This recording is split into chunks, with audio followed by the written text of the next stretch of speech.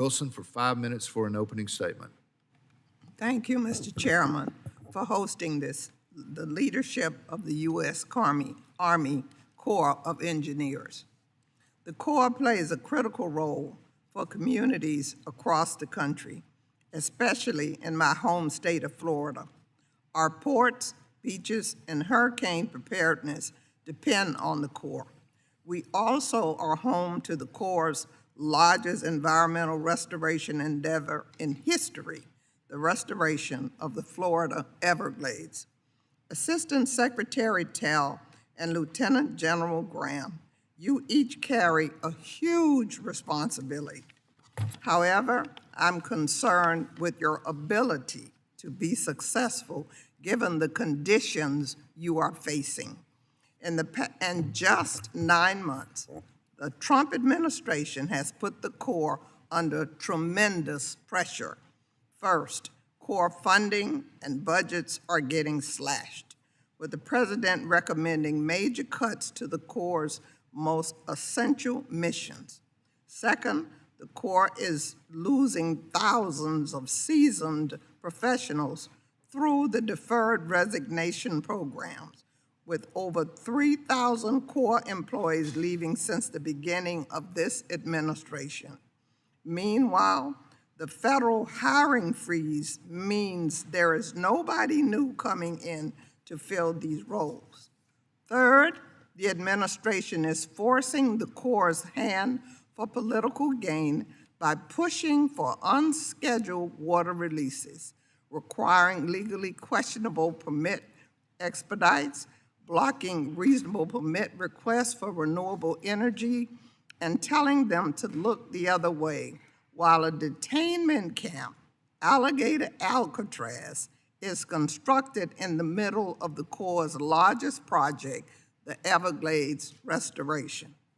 Simply put, I question how the Corps is going to fulfill its mandate to address the navigation, flood control, the environmental restoration needs of our communities with too little funding and too few Corps employees, and going against its own careful science and engineering-based practices.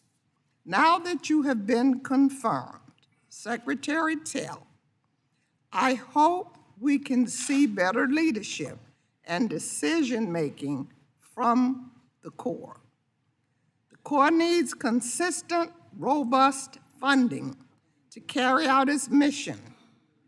In the next budget request, I hope to see full utilization of the available Harbor Maintenance Trust Fund dollars to keep our ports running efficiently and smoothing. This is essential for our local and national economies. I also hope to see funding for the environmental infrastructure projects that have become extremely popular in the last couple of quarters.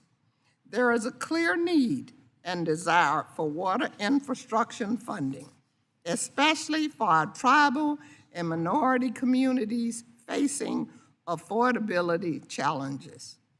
Lastly, I need assurances that the Corps will stand up for itself and not allow things like Alligator Alcatraz to be constructed. I remained appalled that this detainment camp was allowed to be expanded and operated in the heart of the Everglades.